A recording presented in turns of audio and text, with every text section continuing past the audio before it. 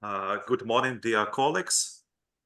We're ready here in Chernivtsi to start our second day, the second day of the conference. Let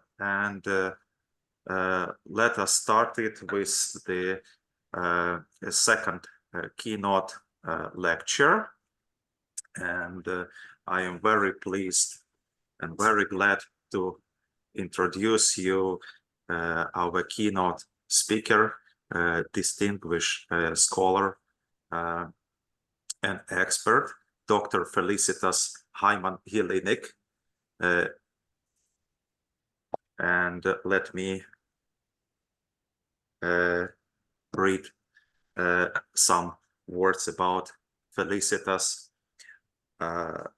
She is independent curator, researcher, and museum advisor. She received her PhD in Jewish Studies and Art History from the University of Vienna, focusing on Jewish cultural history. She has been working as a curator in Jewish museums in Europe and in the United States since 1984. From 1993 to 2011, she was the chief curator of the Jewish Museum in Vienna. As a university lecturer, she teaches Jewish art and museology. In public lectures and in her academic work, Dr. Heimann-Jelinek deals with questions of the representation of Jewish art, history, and identity. In 2018, she received the Franz Rosenzweig visiting professorship at the University of Kassel.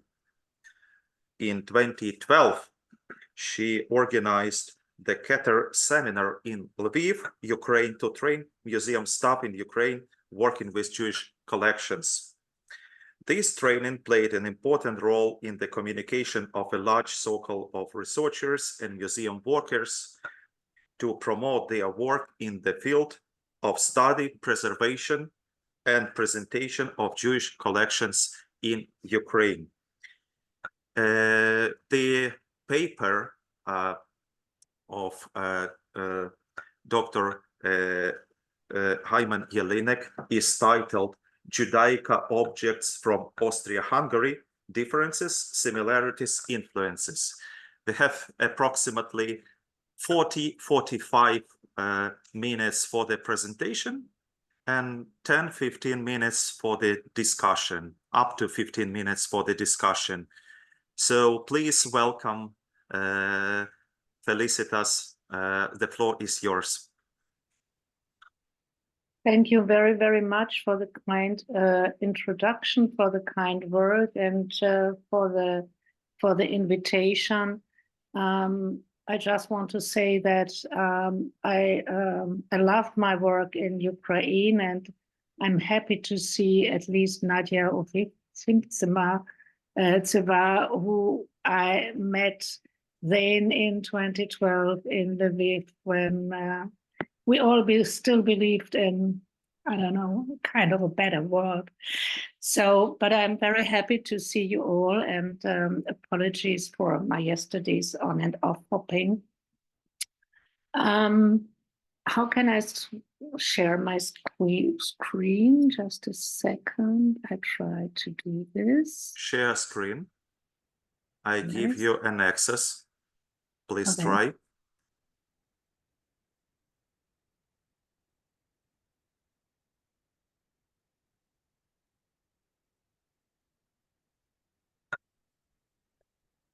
Oh.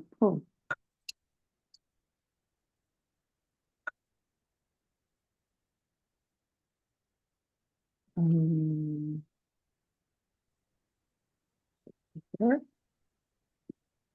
you see my screen?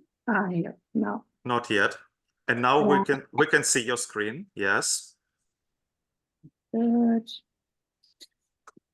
And I just let's see. Whoops.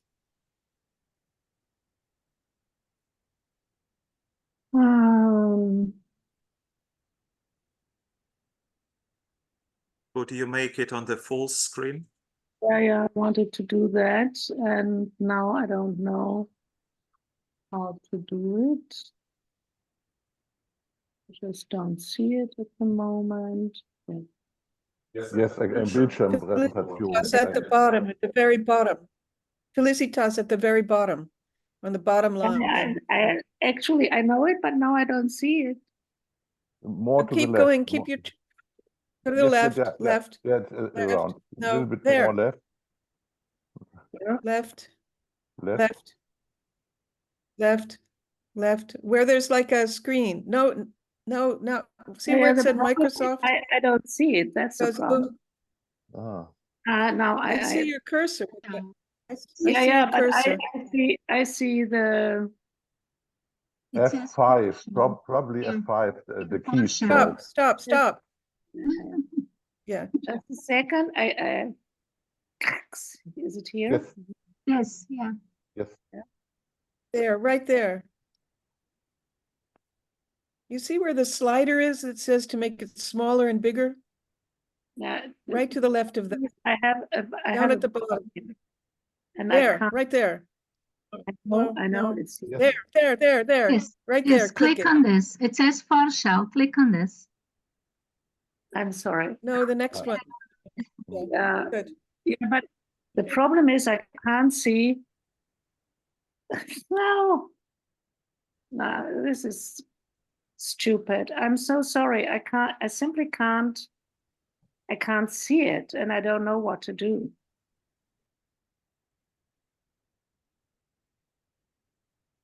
Ah, this is not nice. Just go through all the slides to the beginning. Yeah, but I can't do you understand? I don't see it. I don't have the button, but the button in my No. But go use the arrows on your keyboard to Oh. just go back to the beginning. Okay, that was a good idea. Yeah. I'm there. so sorry about this. Yeah. So, as a museum person, which I actually am, I'm always struggling with questions about what is shown in a museum and why is it shown, and what do we do when we see. So therefore, what I'm presenting to you today is actually the driving question behind my presentation, not a comparison of object types, which you all know anyhow, but much more what is the background of these objects, or what do we think we see when we see these objects. So not only due to tonight's panel, which addresses the important question of the future of preserving, researching, and presenting Ukrainian Jewish cultural heritage and their representation in museums, I intend to raise more questions than I can provide answers. Specifically, I would like to discuss how objects from the Austro-Hungarian monarchy really relate to one another internally. I believe that in the study of Judaica objects in general, and especially in the examination of classification of Judaica objects from Galicia, we are subject to ingrained patterns of thought and perceptions, as well as categorizations that we should question and reconsider. Therefore, I also want to say some critical words about our approach to classical objects of Jewish worship in our work with this specific material cultural heritage, even if admittedly very eclectic and excluding textiles and works of paper. I don't refer to them. And why am I so keen on pointing out our own perceptions? To start, I will refer to the Jewish Museum, Vienna. In Vienna, the world's first Jewish museum in the world was founded in 1895. In the first 2 decades, the collection strategy focused on the Austro-Hungarian monarchy. Since many Jewish families in Vienna have their origins in Galicia, this area became a focal point. The museum collected and presented the roots of its Judaism. It asked Eastern European artifacts, such as a silver filigree Samim tower from Rzeszów, which you see here. It is my first, perhaps somewhat heretical suggestion for the future. It would be insightful to count all the filigree Samim towers in museum and private collections we have. Individual, but the result would likely be immensely high. So high that one must seriously question how many private individuals and communities could have afforded such expensive, intricately designed, it as really costly Samim towers, starting from the 18th century, a century in which people did not the money they have today. Some of these towers were even gilded, like this piece, officially dated 1721 in Galicia, which was auctioned for $280,000 10 years ago. A piece that, despite its material value, its intricacy, its filigree nature in the truest sense of the word, and its weekly, nota bene, its weekly use, 300 years of use, pogroms, devastations, persecutions, 2 world wars, and the Holocaust, has survived completely intact. Isn't it puzzling that there are so many examples of this? We should start to think about Jewish object examination together with Jewish social history to understand what we are seeing and to examine it in a practical as well as in a theoretical way. Back to the Old Jewish Museum, Vienna. It also collected, and I want to highlight this, according to its own preconceived opinions, and every museum does this up until today, if not to say, according to its own stereotypical ideas. It featured Galician jewelry as the other jewelry, the not as in Vienna jewelry.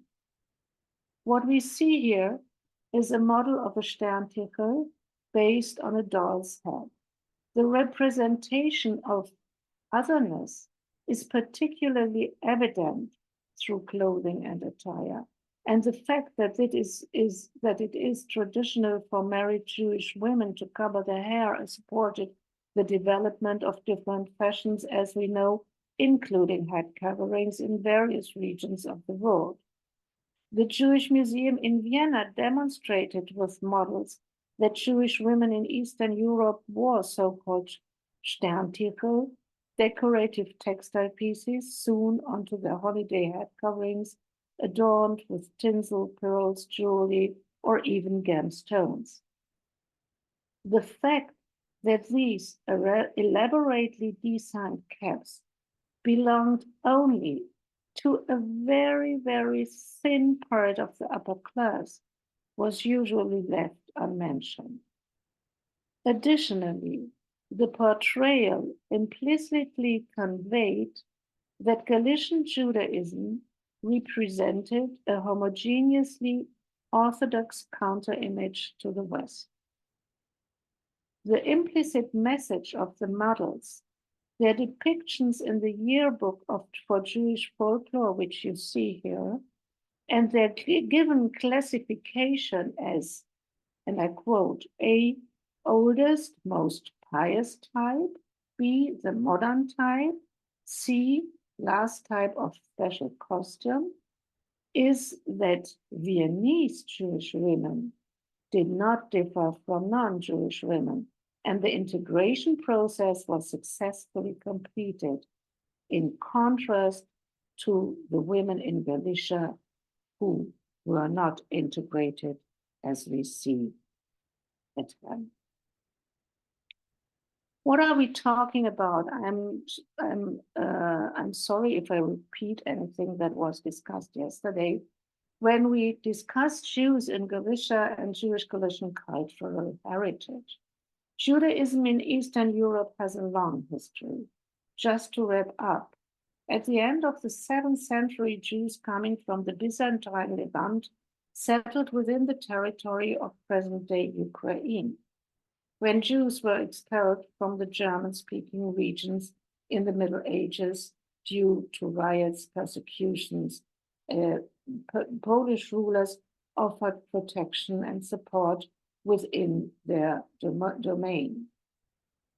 So at that time, Polish Galicia became the main settlement area for the Jews.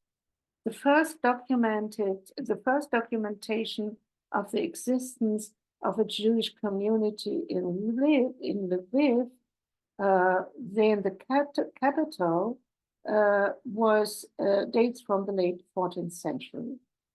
The King of Poland took the Jewish immigrants under his protections, and in the following years issued privileges, so-called Jewish charters, that defined the rights and duties of the Jews. The motivation was, as always, economic interest. The main settlement area for Jews was initially Eastern Galicia, with the district capital of Lviv. At that time, it was situated on very important trade routes running from east to west and north to south. In 1772, parts of Lesser Poland, Podolia, Ruthenia, and the Carpathian foothills, which had previously belonged to Poland-Lithuania, came under the Austrian Habsburg monarchy as part of the first partition of Poland. As the Kingdom of Galicia and Lodomeria, the region was incorporated, someone would call this today colonized, and integrated into the Austrian Empire in 1804, and from 1867 to 1918 was a crown land of the Cisleitanian part of Austria-Hungary. Therefore, when we refer to Jewish Galician cultural heritage, we mean the material Jewish culture in and from this region. Compared to the Habsburg material Jewish culture, relatively little has been passed down to us from the pre-Habsburg era, with the exception naturally of built heritage in the sense of synagogues and cemeteries, and of course with the exception of manuscripts and works of printed material. What I mean is that we have rather little material heritage in the realm of classical Judaica objects, which I'm dealing with, from the synagogue and private domestic spheres. This is, of course, to be understood in very relative terms. Naturally, there are objects such as this exceptional piece, an amulet from the mid-18th century from the Gross collection, a tusk in the former Benjamin Mintz collection today in the Jewish Museum in New York, or in this book cover in yellow from the mid-18th century, to name just randomly a few examples. After the partition of Poland, about 2/3 of all Austrian Jews lived in Galicia. By 1776, the majority of the approximately or nearly 150,000 Galician Jews lived in cities and larger towns in In a few places, they even constituted the majority of the population. However, they were truly recognized, and I mean from a museological perspective, only with the incorporation into the Austro-Hungarian monarchy. It was only from the time of this political integration into the much vaunted Habsburg multicultural state that their cultural heritage was also their mobile cultural heritage was also purposefully collected and presented.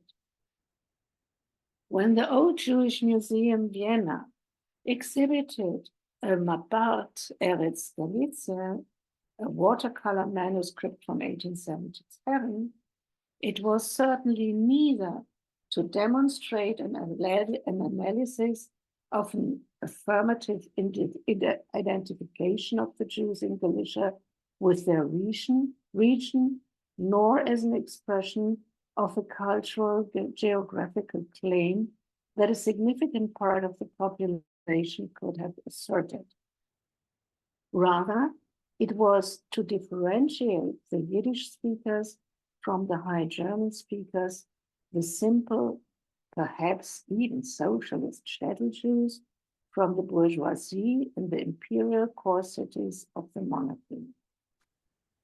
Galician material was and still is used positivistically as evidence for targeted statements, but not as source material for social historical analysis. What does an object mean from the object maker's perspective? This is nearly always an answer. The Jews of Galicia were generally seen as poor, simple, rural, perceived as less civilized compared to the urban bourgeois centers in the empire's capitals, where an emancipation seemed to blur the differences between ethnicities and religions. Emancipation, acculturation, and integration were seen as phenomena of progress and as signs of belonging to Central European culture. Historically and art historically, we assume that object culture reflects general culture, but to do so, we as evaluators need reference values and reference frames. And what did one find in Austria, particularly in cities like Vienna, Budapest, and Prague, when looking for references? Synagogues, often with imposing structures, with influences from historicism, romanticism, Baroque, and Art Nouveau. They were designed by renowned architects and intended not only to fulfill religious purposes, but also to serve as symbols of the presence and prosperity of the Jewish communities. Many of you know much better than I how ridiculous this prejudice is, and I need not show architectural examples as I am only talking about Judaica. But yes, there were Baroque elements reflected in Austrian-Hungarian pieces, which were seen in not only churches, but also synagogues, in pieces like the one seen here from Hungary, Torah Shield. And one can see complex Torah architecture reflected in objects like Hanukkah lamps, etc. But the same is true for Galician objects too. Look, for example, at these clearly Baroque mirroring finials from Galicia, or to a clearly Baroque mirroring Torah arc shield from Galicia, or even this even much more complex Baroque Torah shield from Galicia, or even this beautiful, beautiful and not folkloristic in the classical sense of the word amulet from Galicia, held today in the collection of the Jewish Museum Vienna. In Austria, and especially in Vienna, the Jewish communities were clearly often wealthier and better integrated into urban society. The synagogues and their Torah implements therefore also often expressed this prosperity and social status. They are frequent and social status. The Jewish communities in contrast, so is the verdict, were poor and lived small and rurally. The synagogues being simple, less lavish, reflecting the economic and social conditions of the region. This is correct if we look, for example, at this Hanukkah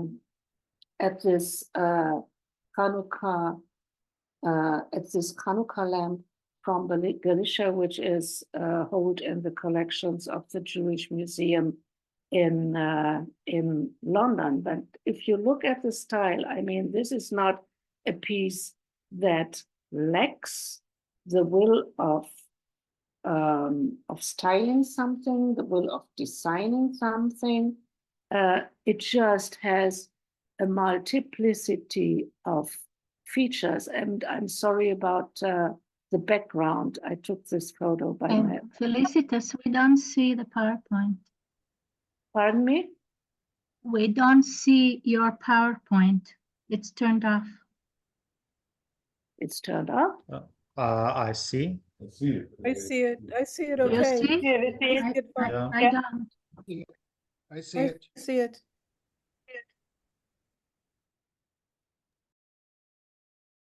Okay, can I No, go no, on? Felicitas, please go on. Everything's fine. So you see all these details we affiliate with Galicia typically, the birdies and the deers and the elephant and all these imaginative realities or non-realities, the dream realities whatsoever, the beasts and specifically the lions. So this Hanukkah lamps, I would say, contradicts the Western role model of the Galician Chanukia that can be traced back to Galician architecture. And therefore, an object like this, I would say, was not collected by the Jewish Museum of Vienna, but an object like this definitely was. So let's move on. And I say this because an object like this, in contrast to an object like that, contradicts our way of classifying, of pitch holding and categorizing art historical and applied art historical objects. Let's move to specifically Torah shields. Torah shields in Vienna, as noted in art historical studies, are large and wealthy and more elaborate and artistically crafted than the Eastern European ones. They frequently show, it says, influences of Baroque and Viennese art movements with intricate patterns, fine engraving, and more luxurious materials. The designs are often elegant and much more formal than in the East. This is certainly true when we look at an example of bourgeois Judaica from the workshop of the Viennese silversmith Franz Lorenz Turinsky, who was active from 1789 to 1828. Indeed, his works are characterized by their elegant neoclassical forms, simple structure, and clear lines. However, some of his later objects also feature a variety of highly decorative repoussé work. And let me point out maybe a formal detail in looking at Austrian-Hungarian upper class shields, as I would like to call them. Many of them, and not only those by Turinsky, this is another Turinsky piece, were modeled after coat of arms shield. These evolved from the form of noble tents erected during wartime or diplomatic assemblies. To identify their residents or representatives, these tents bore a coat of arms at the top. From these coat of arms mounted on the tent roof, the heraldic mantle, a richly designated cloak held together at the top with a respective crank crown, evolved and enclosed the specific coat of arms shield. The shield, adorned with a crowned canopy and shield bearers, was incorporated into numerous national coats of arms. It was natural to adopt these magnificent heraldic tents as a form for the bourgeois Torah shield, a bourgeoisie longing for nobility. The canopy from which the cloak descended could be interpreted as the Torah curtain, the crown as the crown of the Torah, and the shield bearers as the lions of Judah. But look at this. Jewish tombstones in Galicia here in Brody can speak exactly the same design language. And look at some of the Hanukkah lamps. The Hanukkah menorahs from Vienna, it is said, can include elements of Viennese art, Nouveau or Baroque, and often show a stronger integration into the European art scene. They may have more symmetrical and formal designs that reflect Vienna's urban and cosmopolitan character. And it is true that Viennese Chanukiet can resemble fine Biedermeier sofas or elegant Art Deco pieces. However, the finest cutout work and ultimately also the Biedermeier form for Hanukkah menorahs can be found in Galicia as well. Torah ornaments, it says, from Galicia are often simpler and more rustic in design, but they frequently traditional folk patterns and motifs that are typical of local Jewish art and culture. But if you look at this piece, you don't really see this. The design, this is true, as we saw, the naivety and the charm people talk about was to be seen in the lamp of the in the collection of the Jewish Museum in the collection of the Jewish Museum, London. I'm too long, so I try to cut a bit. One of the main features, if you look into paragraphs about Jewish material objects from Galicia, is the material in itself. It is said that most of the material stemming from Western Europe is, especially the big cities, is precious material, which is not true at all if we look especially in the rural communities of southern Germany, of southern Austria, of southern Hungary, of Alsace, for example. But whenever you meet a wooden object, it is clearly classified as a Galician piece, which then is a minor piece, which I think examples like this Torah pointer is reflecting as a lie, or this one too. These are pieces which have the same aesthetic and artistic value as any silver Torah pointer from the West. A look at Torah, I'm sorry, I cut this out. I just wanted to say that a look at Torah crowns also really contradicts our perception of the naivete or of the grandeur, the splendor of the Habsburg imperial city culture here with Prague. This is a Prague crown, which is clearly a very, very nice crown, and from the beginning of the 19th century, as is,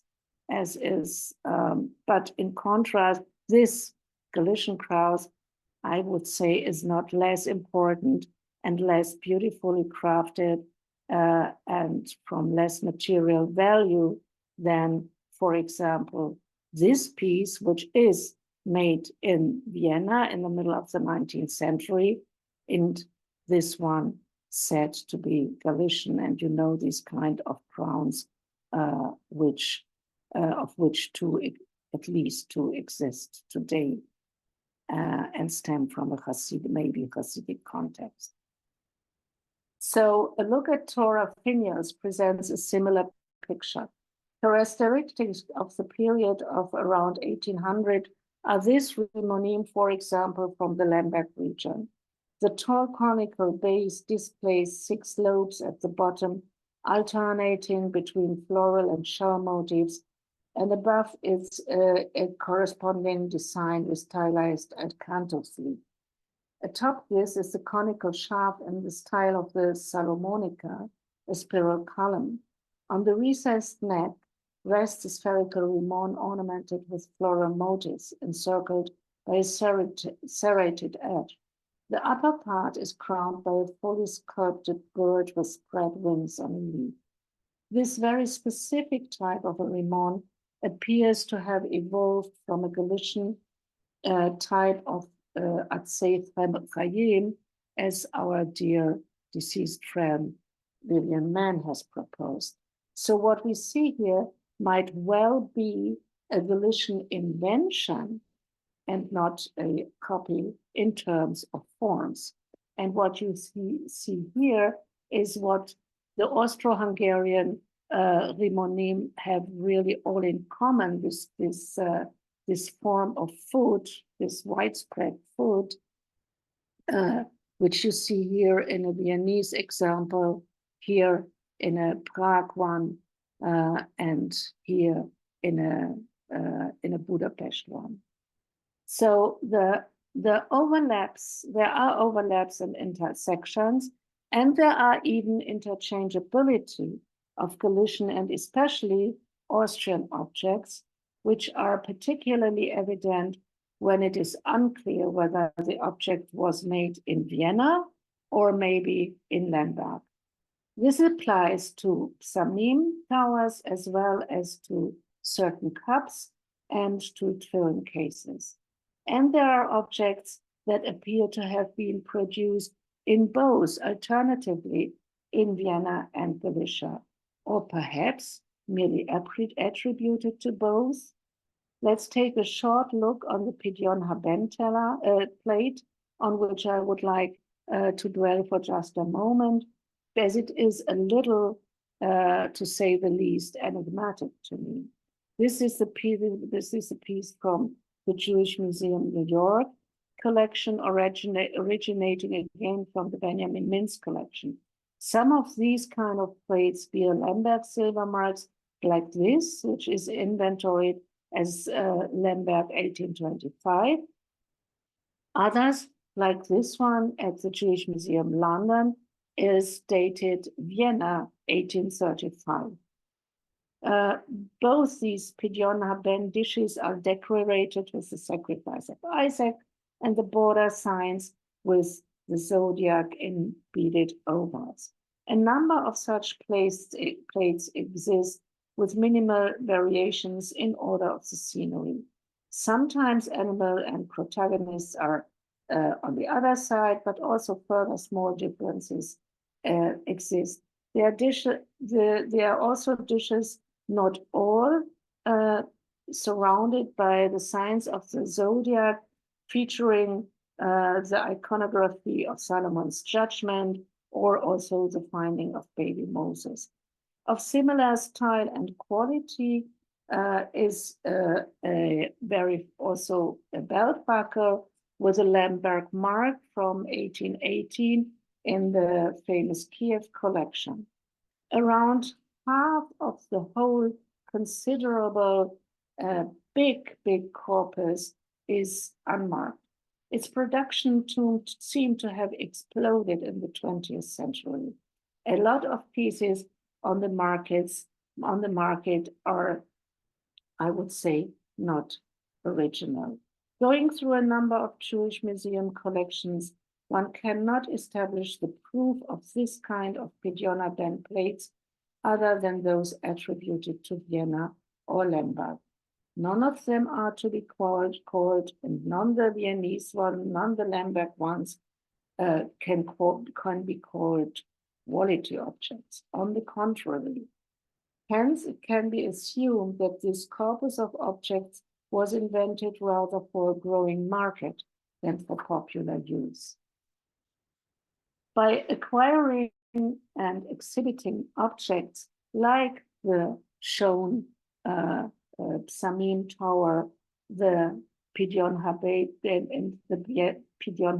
plate, the imagery of Galician Jews as particularly law-abiding and devout, poor and wealthy, with a design aesthetically more folkloric than artistically expressive, is perpetuated. A prejudice continues to be propagated.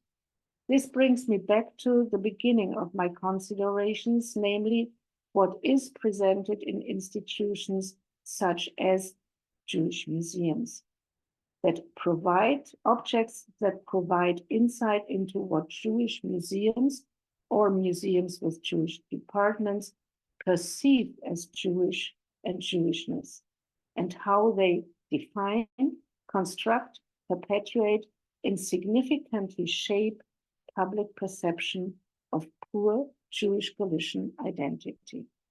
Thank you.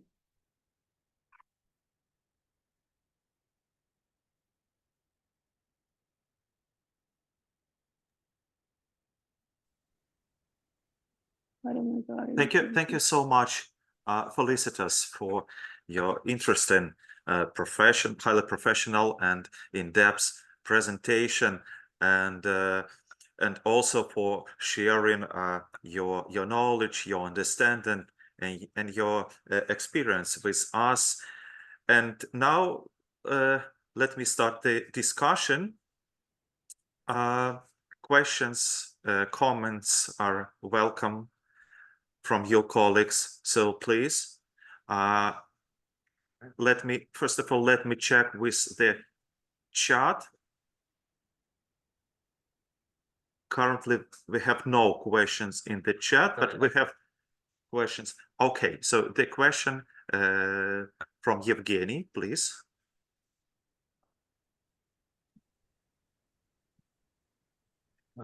Dear Felicitas, thank you very much for your participation and the wonderful presentation. My question is the following. Is it possible to talk about any regional differences in the objects of art Judaica, for example, in the region of Krakow and Lviv, between Western or Eastern Galicia? And if these differences exist, how are they visually expressed, and what is the reason for this? Yeah, thank you, Evgeny. Yeah, I did not approach the question because it is really a very I think a difficult one. It's clear that you can differentiate between East and West. The question is when that starts. In my eyes, is when that starts, and how the different shifts in the population, the demographic shifts in population influenced this development. So when we talk about Warsaw or Krakow, even there are a number of differences which progress, I would say, with the progress of time and with the progress of wealth. Whereas, yeah, which is also true, I mean, for a city like Lviv. I mean, when we look back to the pre-Habsburg times, it is clear that there is not as much money, let's say, as today. And the economic situation of the cities influence greatly, I would say, this differences or the cultural design between East and West, in the East and in the West. Is it more, and I think also we have to really consider the demographic situation in what we call today Galicia or Ukraine. Is the influence more, does the influence stem more from the Russian Empire? Does the influence crosses over more from Silesia?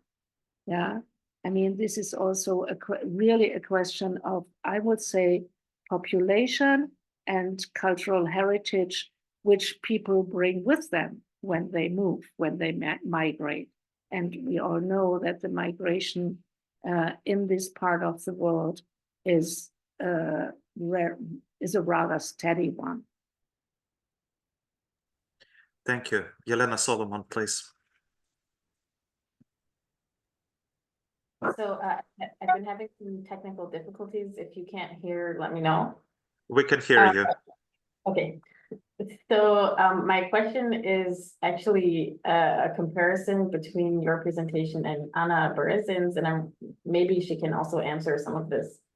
My question is perhaps to both of you, but I noticed yesterday on the Torah mantles, the depiction of the sacrifice of Isaac was without imagery, of depiction of human beings. And in the silver plates that you mentioned at the end, I mean, your presentation was fascinating throughout. I forgot to say at the beginning, but loved it. Really, really great. And so, but just at the end, the silver plates depicted the actual scene. So I'm wondering, and it seems like there's a connection also with the industrial manufacture in both cases of the Torah mantles and also the plates. So I wanted to know if you had any thoughts about why the scene was actually depicted and maybe why not on the Torah mantles.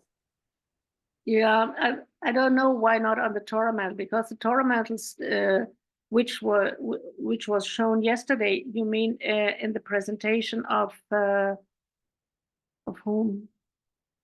Was it the Silesian one in the? Yeah, Yeah, I'm sorry, I didn't see that one, but I think the whole discussion about depicting the human face is a discussion which starts in the Middle Ages, and which also in the Middle Ages ends rather at the middle end of the Middle Ages, and then the depiction of the human face is simply a standard, at least in the West. So at least in the West. So the whole discussion is, I think, I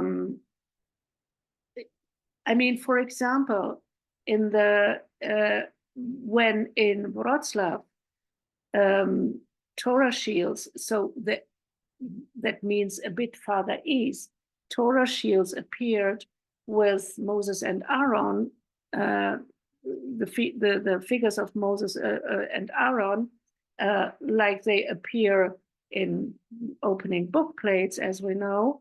There was a question, as far as I remember, to Moshe Sofer here in Bratislava, who asked, and he was asked, is this allowed that Moses and Aaron are depicted on a Torah shield? And that was at the end of the 18th century, I think, when it appeared for the first time on a Breslau shield.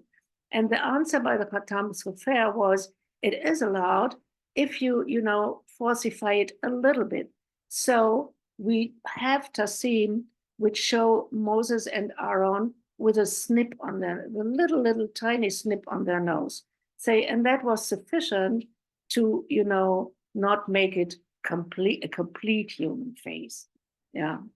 But that was really an Eastern, I would say, question at that time and not a Western one. Thank you. Miriam Reiner and then Anna Berezin. Please, Miriam. Yes, yes. Thank you. Thank you very much, Felicitas. And I'm very sorry for disturbing you. I really had some problems on my computer, and it looked to me that everybody didn't see, but now it's fine. But since I missed part of it, so I'm not even sure if the question is correct, but I would like to refer to the beginning of your presentation when you were talking about Viennese Jewish Museum showing Galician traditions as the other. So my question is, Kaufmann's Shabbat room in the museum, was it also this presentation to the Viennese Jewish audience of the Galician Jewish traditions as of the other, or was it for non-Jewish audience meant to show what Shabbat celebration in Jewish home looks like? Because it was based on a furniture and material he brought from the East, not of the bourgeois Jewish family in Vienna. Yeah, and I wondered if I should talk about the Gute Stube, the Shabbat room, or not. Yeah. And then I decided against it, because if I start to talk about it, I don't stop to talk about it. And first of all, I mean, you are correct. The pieces more or less all stemmed from the East. I mean, very, very diffuse, diffuse. Yeah. And but you know, there were hardly non-Jews who visited the Old Jewish Museum in Vienna. The Old Jewish Museum in Vienna was meant, even if it was meant also to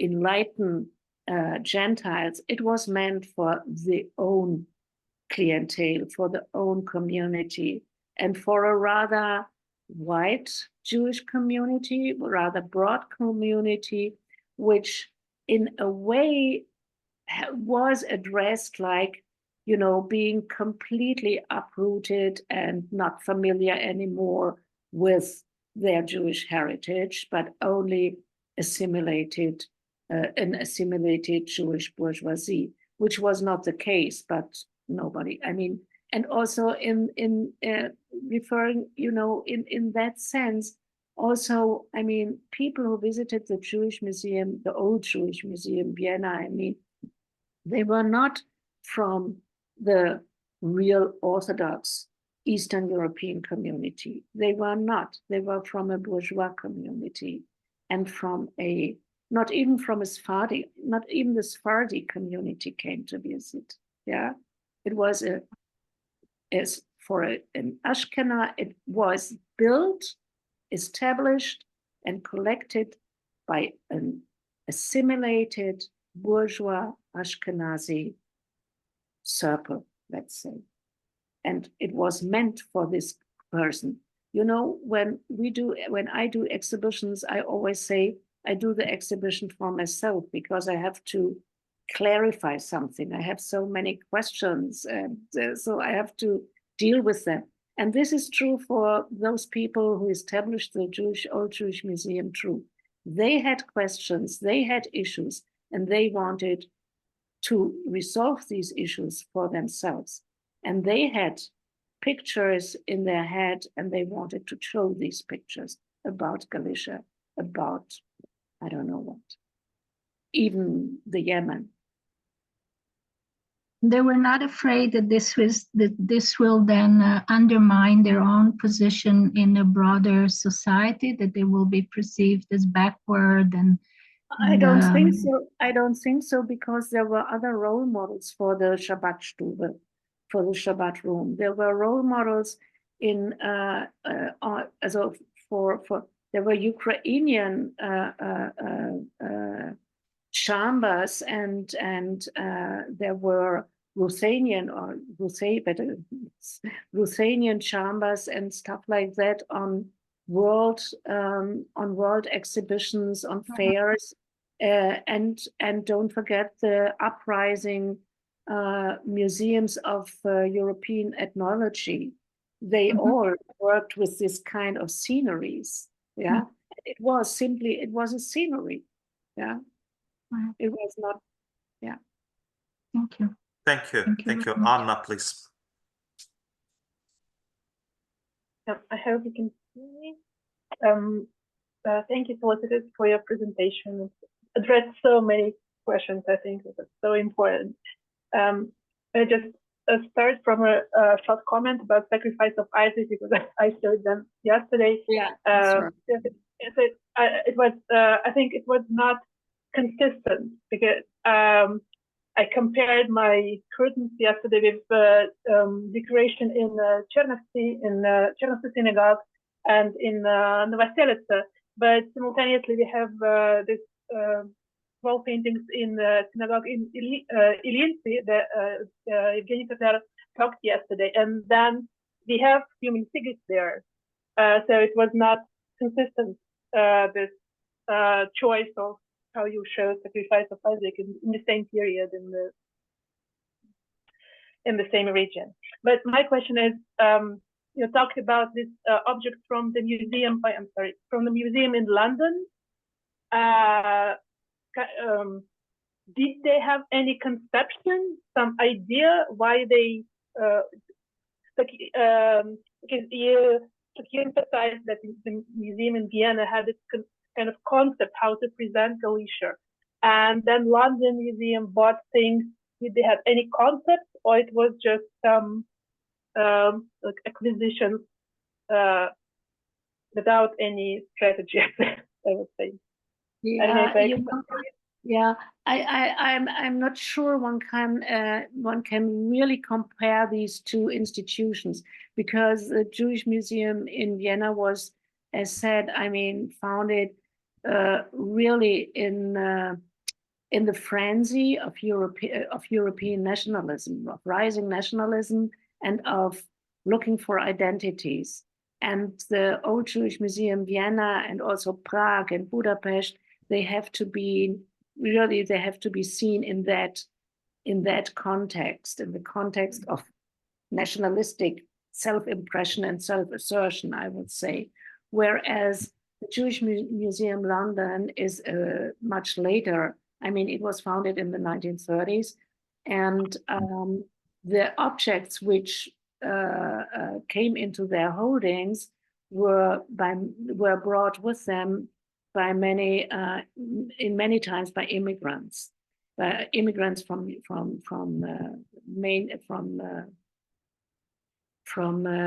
I don't know, from the rest of Europe. So there was, in that sense, not a concept. There could not be a concept at that time like it was here. Yeah. Thank you.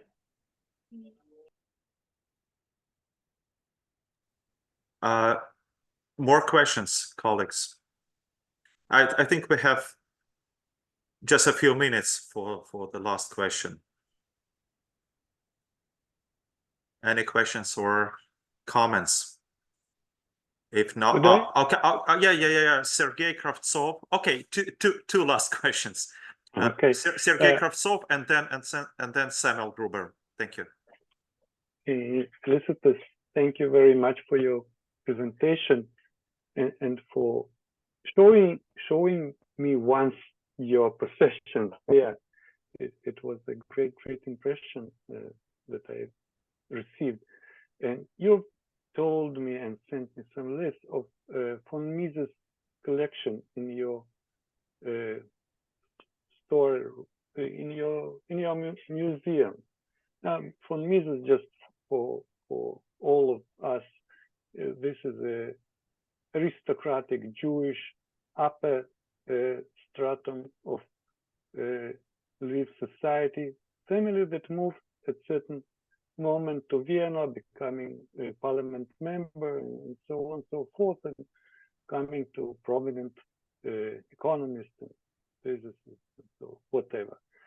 What does their collection in your museum reflect any nostalgia, any feeling, any special, you know, melodies they say in Galicia for their home place?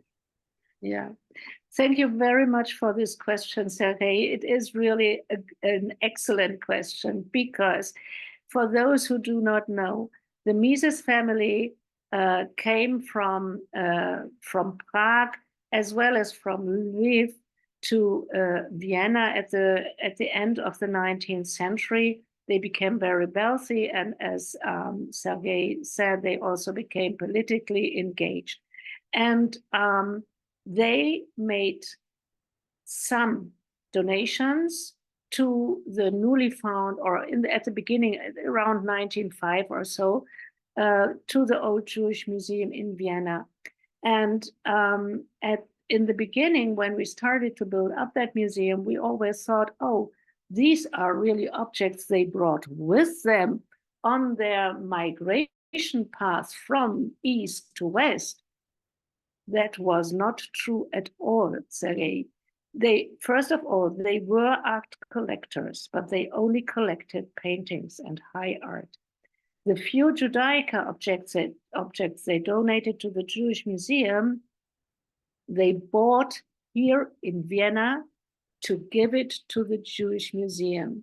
And one of the most interesting pieces they gave was a beaker, and this is also one of the objects I referred to when I talked about interchangeable production places, because it was a beaker, a Seder beaker, a beaker for the Seder ceremony, with a scene of the Exodus from Egypt, and it was produced by Baruch Dornhelm, and you know, he had a company in Lviv as well as in Vienna, and they bought the piece and gave it immediately. They bought it here in Vienna and gave it immediately to the Jewish Museum. They only bought it for the purpose to donate it.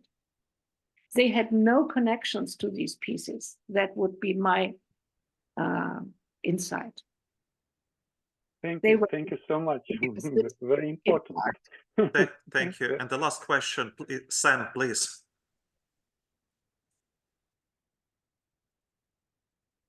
Well, Felicitas, thank you. And your talks are always filled with great ideas and perceptions and comparisons and challenge our stereotypical ideas. But I'm going to ask a more detailed iconographic question.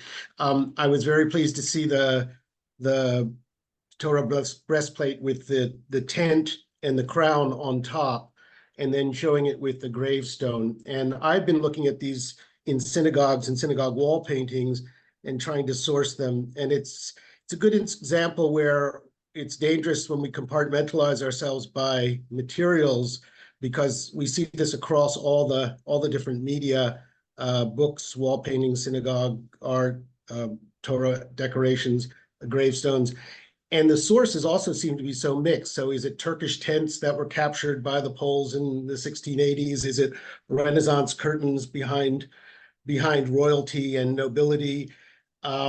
Is it, you know, a theater scenario opening up into some kind of fantasy or paradisical world? I don't know. So I'm wondering if you've thought about this more, or if there's any sort of authoritative or comprehensive approach to the curtain or the tent in an iconographical context across media in Jewish art. It's one of the items that Jewish immigrants from Eastern Europe bring to America, and it's a constant in all of the immigrant synagogues. We have the curtains painted on the arc walls. It's something they remember from synagogues and bring to America. So it's, you know, it has very strong meaning for sure. Yeah, yeah, thank you, Sam. I don't really know that. No, I think I can say no. I don't, or at least I don't know any comprehensive overview about this question. I myself tried to collect images, depictions of shields, of the weapon shield, so to speak, of crest shields in different contexts, like you did, and assemble them and compare them with historical material from war times, assemblies, etc., from these tent things. But no.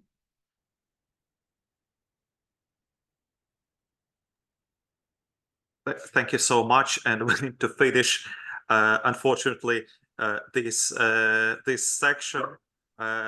Felicitas, thank you so much for your presentation and for all the questions from our colleagues. Thank you very much.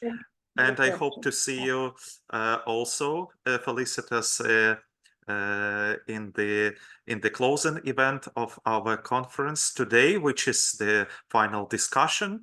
Not very long, but anyway, it is important part of our conference.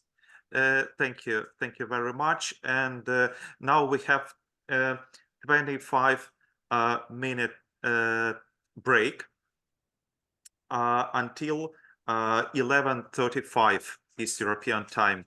So see you soon.